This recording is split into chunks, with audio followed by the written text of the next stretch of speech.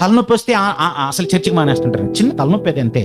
మామూలుగా అలా బయలుదేరి మీరు చర్చికి బయలుదేరి వద్దామనుకుంటే మధ్యలో తలనొప్పి పోతుంది కూడా. మీకు తెలియదు, కొన్ని సందర్భాల్లో మనం అలా సిద్ధపడి వస్తుంటాం, ఆ తలనొప్పి ఎగిరిపోతుంటుంది, ఆ కడుపు నొప్పి పోతుంటుంది, ఆ చిన్న బాధ ఏదో పోతుంటుంది, ఆ మోకాల నొప్పి పోతుంటుంది. మనకు అసలు తెలియదు. వన్స్ ఒక్కసారి ఆ సహవాసంలోకి వచ్చి దేవుని పిల్లలతో కలిసి ఉండగానే నీకు బాధ ఉందన్న విషయమే తెలియకుండా మర్చిపోతుంటావు. అక్కడ దేవుడు నీకు చెప్పిస్తున్న మాటలు విని నువ్వేమైపోతావు తెలుసా? నువ్వు దేవునిలో మునిగిపోతావు, వాక్యంలో మునిగిపోతావు. అప్పుడు నీకు ఏమీ గుర్తురాదు. ఇక ఆ బాధలన్నీ పోతాయి. వెళ్ళేటప్పుడు కొందరు నాకు థ్యాంక్స్ చెప్పి వెళ్తుంటారండి. అన్నయ్య, ఈరోజు మా ఆత్మీయ జీవితాన్ని బలపరిచే మాటలు అందించారు, మీకు చాలా థ్యాంక్స్. వాళ్ళ బాధ గురించి నాకేం చెప్పిండరు, వాళ్ళు బలపడ్డారన్న విషయం నాకు తెలియదు, వాళ్ళు చెప్పేంత వరకు. మీలో కూడా చాలా మంది ఇది ఎక్స్పీరియన్స్ అయి ఉంటారు.